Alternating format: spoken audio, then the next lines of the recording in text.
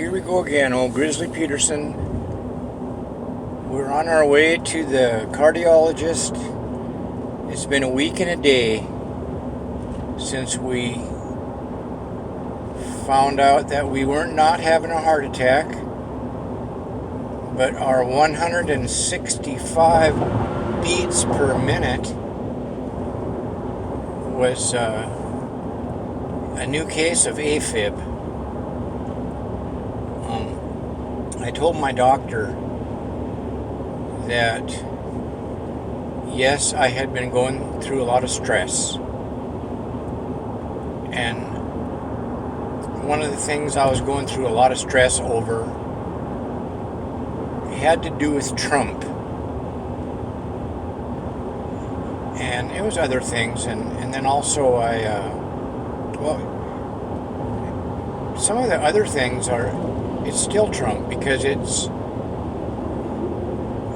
fact, I don't think I would be going through that much stress over Trump if it wasn't for the people in my life that just see it differently, and maybe they're right, you know. Anyway, I mean, the truth is that I do think I'm right, but I have been wrong before. I actually, while I listened to Rush Limbaugh for those years, I was on the other side of that fence. I was making all these same arguments that the Republicans are making now. We need smaller government, all that stuff. But I believe I was wrong then. Maybe I was right then and I'm wrong now. I really have to empathize with the people that I disagree with, because I was right in the same boat with them. And I wouldn't like to be told that I was wrong. And it's this conflict with especially people that I dearly love. Wonderful people that create stress. And then if one of those is to say, well, you have to quit getting all bent out of shape over Trump. I mean, they're thinking that he's doing just fine. So then when they say that, you know, they don't realize it, but it's like twisting the knife, kind of. But anyway, I mean, I know that I am loved so much by some people. And there's nothing more important to me than that. But yet, I still am the person that I've always been. I've always been way into politics, the importance of what was going on. I couldn't sleep all night the night Kennedy defeated Nixon. I was so relieved. I think it was 1960. So I would have been, let's see, today I'm 71. In 1960, I would have been 11. But anyway, it turned out good last week. It was not a heart attack, it was AFib. And AFib is turning out to be not such of a terrible thing to have as I first imagined it to be either.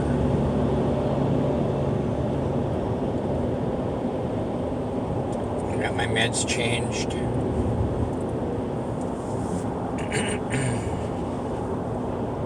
I actually had a wonderful time in the hospital.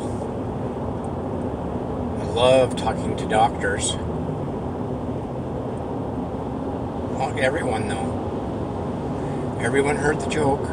Most of them got it now. The way I tell it now, they all get it. I just say it like this. I say, I have a joke for you. I thought of it 3-4 years ago in Montana. I would tell it to everybody. Can I tell you it? Okay. All right. Did you hear about the new woman politician? No. Well, her first name is Paula. Can you guess what her last name is? And sometimes they just smile right away and they go, Titian. So it's the way I'm telling it now. People are getting it. And it's still the same.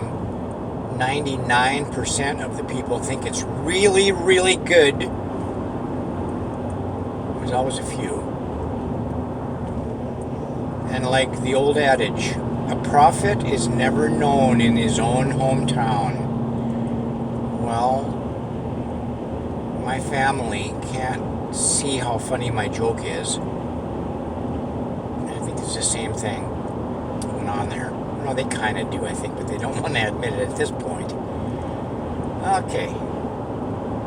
Anyway, it's really a great day. I love going to my gynecologist. Just kidding. My cardiologist. And I did find out that I can actually do rehab. They called me up when I was in the hospital at some point. They said, we see you did rehab for your heart attack at Duke. Would you like to do rehab at Meadowmont this time with UNC, or would you like to do it with Duke? So I quickly checked the basketball rosters. I just said I wasn't interested in rehab. I was kind of scared, and I was thinking rehab, being around people and might catch COVID-19. By the way, COVID-19 is not called the COVID. Oh gosh, I can't stand that. The COVID. Anyway, I don't know if that thing's still recording or not. I'm thinking, yeah, I do want to, but I want to do it close to home, and I want to drive an hour to that. I drove pretty near half an hour to Duke every day for my 36. But I'm thinking if I do my rehab with this, they'll be watching my heart rate as I'm exercising. I mean, duh, that's got to be good. My friend, who has the same political views as I do, and also went into AFib. I wonder if there's a connection. The pharmacist, my great friend Dennis, he in my Bible study breakfast, Holy Trinity friend, the cook, he didn't imagine there would be such a thing as rehab for it. But I know they told me that, unless I was imagining that. No, they did. So I'm going to check on that today. Maybe get some good rehab. And I loved rehab so much. And then I forgot to tell anybody about my Duke study. And I think I thought of it, but I think I'm on the placebo. So I thought, well, I'm on the placebo, so there's no sense telling them about that. Well, I don't know for sure if I am.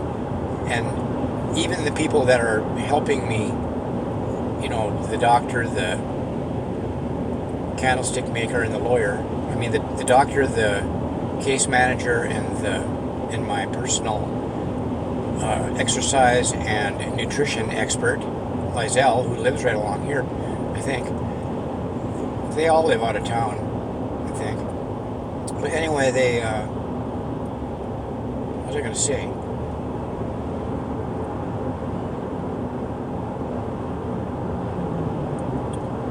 They said that they didn't really, the case manager said that she didn't think the med could have possibly caused it. And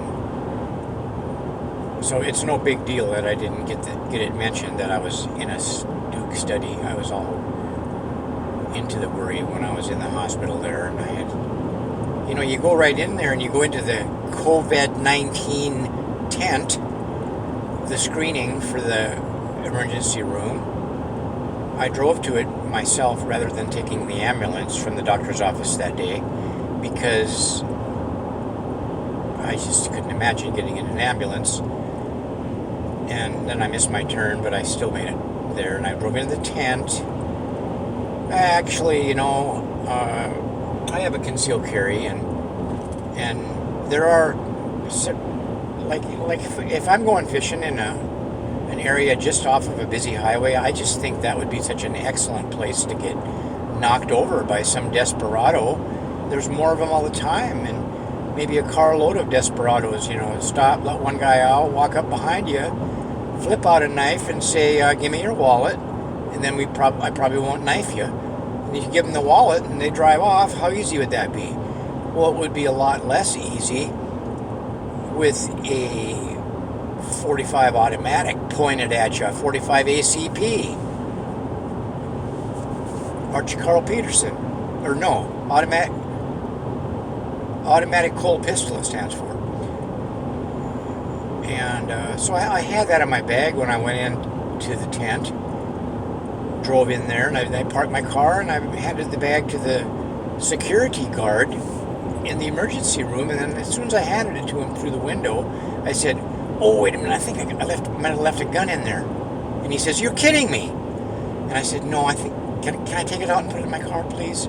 He says, "Take it out and put it in your trunk and come back, sir. Thank you." So we got in the emergency room, we got tested, we did well with the triple one, and that was the big worry. Don't want to go through another heart cath. They stick the thing up into your heart, shoot the dye through there, and see where the blockage is, put the stent in as you watch the whole thing. I did. And then the very cynical doctor that did it I said, "Thank you so much, sir. It was so nice to meet you." He said, "Well, we'll see you again." I don't think he thought I'd remember it. And he's not going to see me again because I'm not going to have another blockage. I have been a perfect student.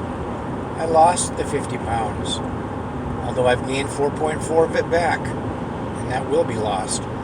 See, I hadn't been exercising properly either before I had my AFib incident. I was dehydrated. I was overstressed, overmoving. Don't feel bad, son. I would have been more stressed if you would have been along with me. I was taking my time. I had help with the heavy stuff. My dear friend Raydell came and helped me with the mattress, and a great Latino American helped me with the couch. This guy walked up to him across the street there. So everything, it actually went really well. I think I dehydrated myself was the main thing. And then, of course, there's the pandemic is not exactly comforting. So, it's combinations of things. I'm not at all concerned about the Seattle Mariners this year.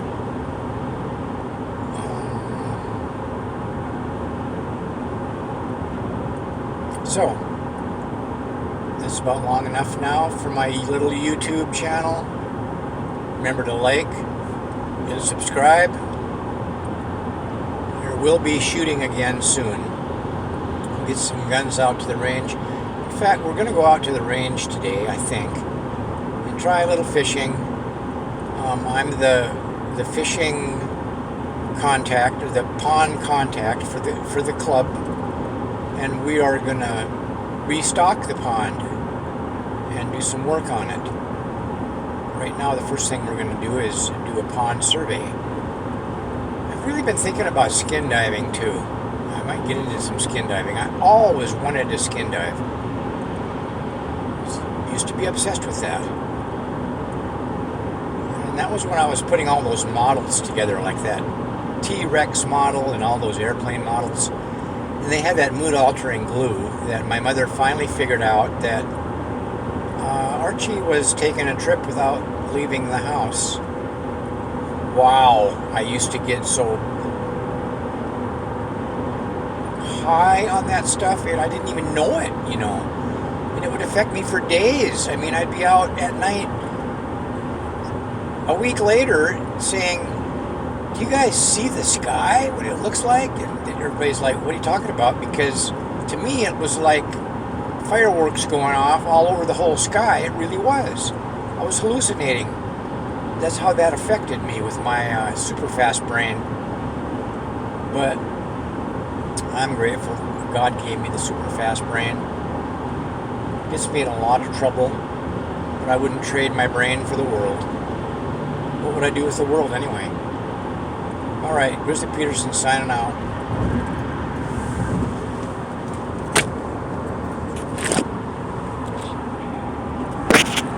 Ugh.